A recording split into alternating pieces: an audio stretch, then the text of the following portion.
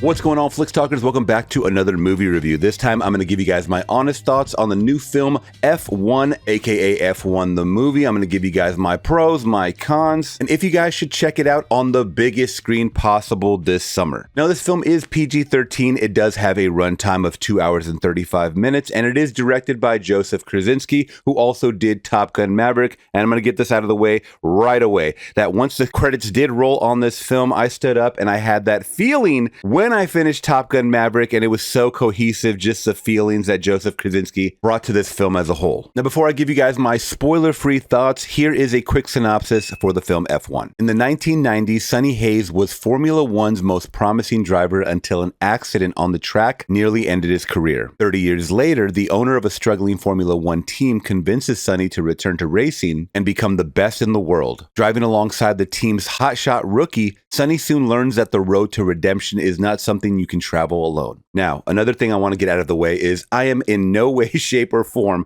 a fan of cars going roundy round on a race car track. That's just me. I know Formula One or just any of this Grand Prix and all these races that they do focus on in this film, it's a sport to some, but for me, I'm just not into it. That being said, one of the biggest pros of this film is that they were able to keep me engaged in something that I have no interest in. This film is absolutely stunning and very hyper-realistic once you're in the driver's seat, just based on all the cinematography and the amazing camera angles to invoke all of this emotion from the drivers, from the other drivers on the track. And from what I could tell, guys, this was purely practical effects. I didn't really notice any CGI. I was watching on the biggest screen imaginable in IMAX Dolby Digital, and it was absolutely turned up to 11, high octane, where we not only get to see the cool side of Formula One, but also the death-defying acts that could possibly happen. Now, not only feeling immersed inside of the race car itself, but we get introduced to all these teams like Red Bull and Ferrari, and I think these were actual racers, as it is kind of hinted, and we get a little bit of conversation sometimes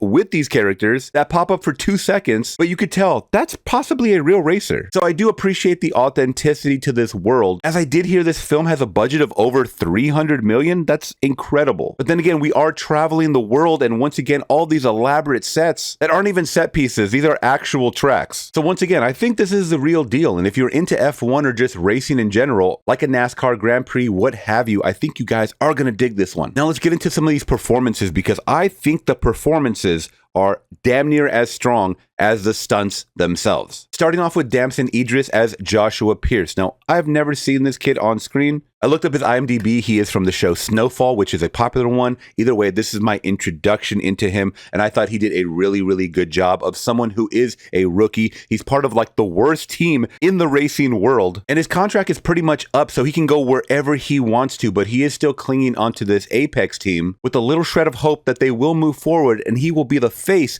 of Apex. Now, next up is Javier Bardem playing Ruben Cervantes. I already knew Javier Bardem was good, but all of the screen time that he got really showed me that this guy is seasoned. There's a couple of freakouts between him and Brad Pitt, or just him and someone that's on the board at F1, where I was like, you guys casted the right guy for this role. He is someone that is running this Apex group that, once again, is in last place. He's on his last leg, so to speak, and he is trying every last-ditch effort to get them on the map, get them sponsors, and just keep everyone employed. And that leads me to the guy that he butts heads with the most, Mr. Sonny Hayes, played by Brad Pitt. Now, God, this guy needs no introduction when you're watching a movie like this. From the get-go, we see he's a degenerate, he's broke, he's living in his van, but he does have talent once he jumps in that vehicle. And yes, I know, even as an old man, he is still very handsome, but that's the other driver.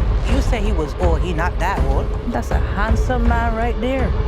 In a world like this, it does give people hope that skill trumps over everything. So as I stated in the synopsis, Sonny and Joseph are constantly butting heads. Once again, the old versus the new school. Both of them are pretty arrogant and cocky in their own separate ways, but there is some life lessons to be had along the way, some wisdom being passed down, Yoda form. I dug it, I liked it, I felt like it was pretty realistic. And ultimately, at the end of the day, Sonny is someone that, even though he got in this accident 30 years ago, he is not letting it stop him from fulfilling his destiny. Now let's talk about some of these cons or my dislikes for F1 the movie. Starting off with, it's a bit formulaic, it's a bit predictable, and I kind of guessed what was going to happen in the next scene. Now, when you're talking about real life and real world events or sporting events like an F1, like something of this nature, it's not fiction. You're probably going to guess what's going to happen next, especially in an underdog style type of film. So there is a couple of tropes along the way. They try to shimmy in this relationship with Carrie Condon playing Kate McKenna, who I did appreciate her performance as well. It's just that they do have this entanglement, her and Brad Pitt, where once again, it was formulaic. I was looking around me and I saw a couple of couples around me that were on date night, and I was like, okay, they had to shimmy this in there for these type of people. It was also predictable to hear that Sonny Hayes, played by Brad Pitt, his character has gone through so many divorces, so much money blown in his career. He is a gambling addict. His life is pretty much shit. And what's the best way to combat that? Is to introduce more people into your life of shit, right? That's usually how these movies go, and I totally get it, but that was just a little small gripe of mine. Now, next up is the lengthy runtime. Now, even though I was watching it on an IMAX, a huge screen in front of me, I still felt that some of these races were a bit repetitive. Also, it is important to note that I watched this movie at 7 p.m. and I got out at almost 10 p.m. So if you guys had a long, hard day, I don't suggest going directly to the movie after this, as you probably will nod off in the third act. Even though there is a lot of excitement, once again, you have to be hyper focused and hyper alert to catch everything that is happening, because in that third act is the redemption arc, and I thought it was beautifully laid out. I thought they were going to go one way, and even though I mentioned most of this movie was predictable, they went a different way, which once again gave me those Top Gun Maverick feels. So all in all, guys, I absolutely loved F1. I can recommend it to all of my viewers, once again, on the biggest screen possible, so please see it this weekend in IMAX or some theater comparable. And all that being said, guys, I'm going to give F1 a solid 4 out of 5. All right, Flix Talkers, do you plan to watch F1 the movie? Please let me know down in the comments below. If you guys did appreciate my review, hit that big thumbs up and consider subscribing today for more. I'll catch you guys in the next one. I'm gone. Peace.